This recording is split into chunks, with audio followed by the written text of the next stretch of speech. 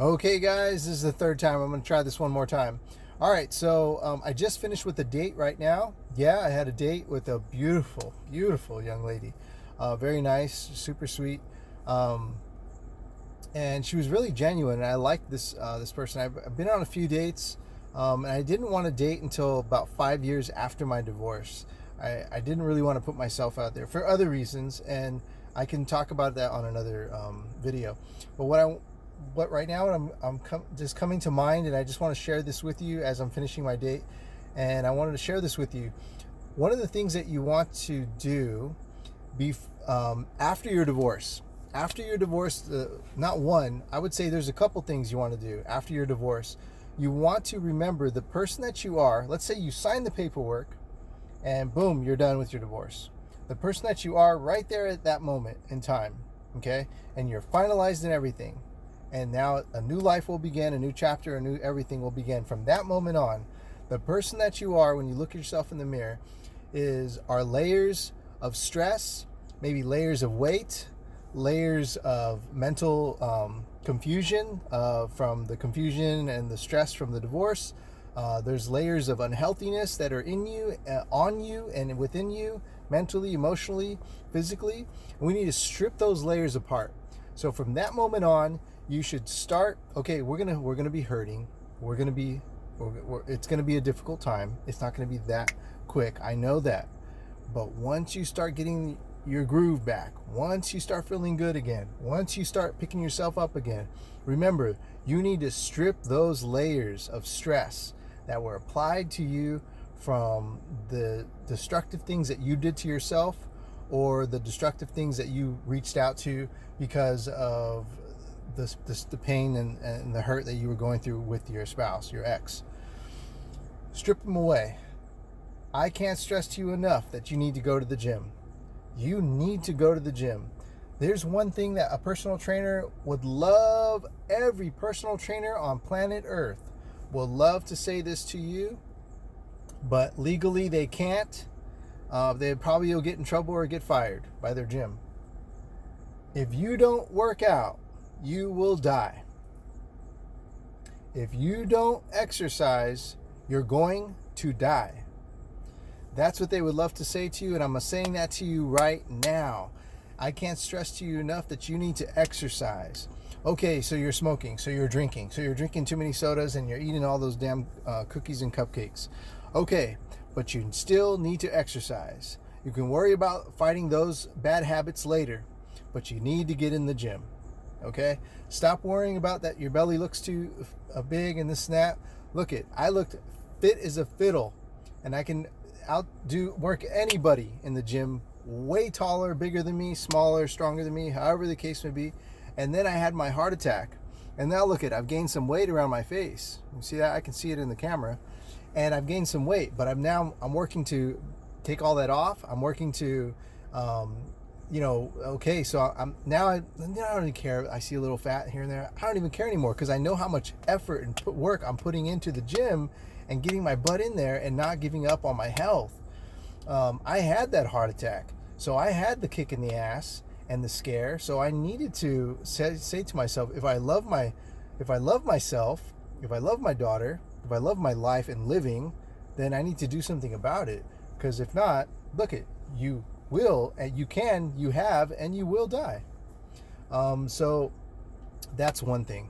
Strip off the layers, the external layers, the internal layers, the emotional imbalance. And this has kind of struck a nerve with me when I was just on my date right now, and I was thinking about you guys.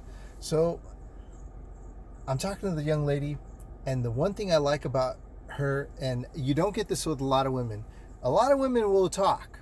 Guys like to talk too, and they don't tell the truth. I'll be the first to expose myself, and I tell the truth about my flaws and this and that to you guys. I want you to know that I'm genuine and real, and where we're going with these talks and these conversations.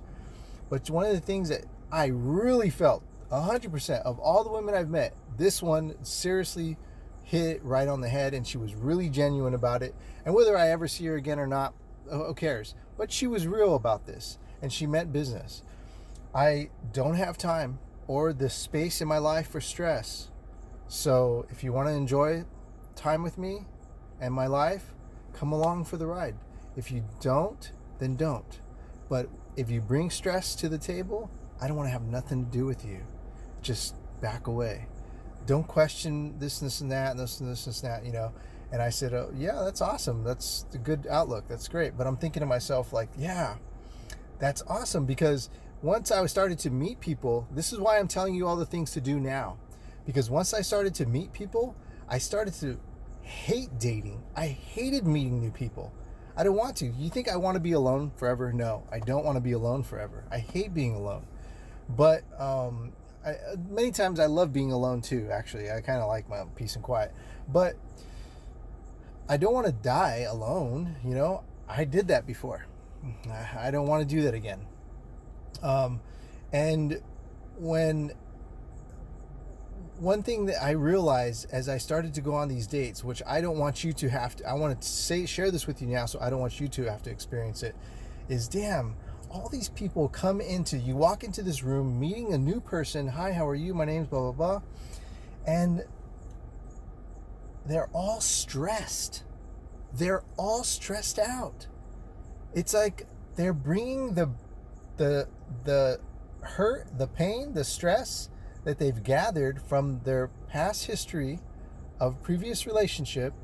They're bringing it, and they're so stressed out and trying to be perfect and nice and clean and cut and perfect, because they're holding on to so much of this wall to try to shield and hide the pain that they're actually had to deal with and the suffering. They're holding this wall up, and this stress, this wall, to not show you that they're really damaged inside.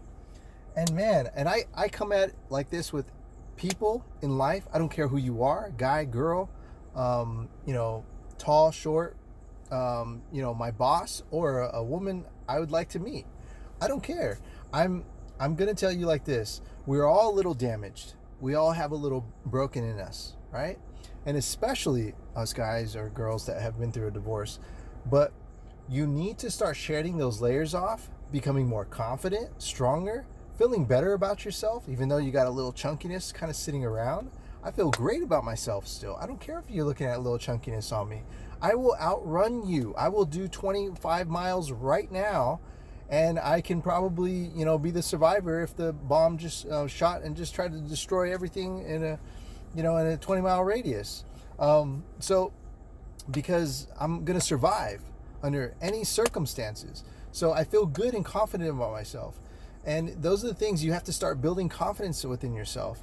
If it's maybe educating yourself, reading a book, getting a new certification, maybe at work, getting a new hobby, picking up yoga or something like that. Maybe you love running. Maybe you like to go to the gym, or something like that. Grind yourself into some fine powder, and make something new out of you.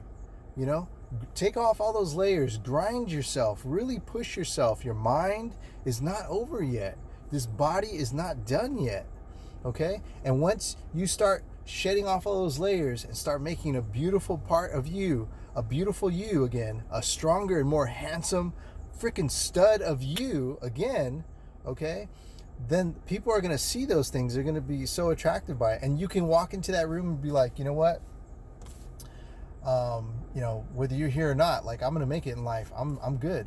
So you want to come along for the ride? Let's go, and I got to stress to you guys, shed the layers off, work out, okay? Start eating healthy, okay? And start feeding your mind with some better knowledge, okay? Pull on those motivational videos, look at my videos, listen to what I'm telling you. Feed the mind, okay? Feed the muscle, okay? And feed your heart healthy ingredients. Those three things. And then start just putting yourself in places that are going to be healthier environments for you. Okay, put yourself around people, the gym, things. You don't have too many of those things, okay? And you're isolating yourself. You're in a really, really strong, dark place. I've been there. Pain, so much mental and emotional pain. I could not move, and I sat there for 7 days, guys. I stressed myself to a death. I had a heart attack and died, guys. I've been there. okay? So it's not that easy, but I'm telling you, I'm survived it through it, okay? And I'm getting out of it, I'm coming through it, and I want you guys to come with me, okay? You guys can do this. I hear you, and I read your comments, and I hear you guys' pain. I'm really busy. I work a full-time job. I'm trying to rebuild my business again. I put all my freaking cash into plane tickets to go see my daughter all the time, as much as I can, and pay child support. It's hard, to jump on here all the time, but it is so important that I encourage you guys. You guys, it's push and pull, okay?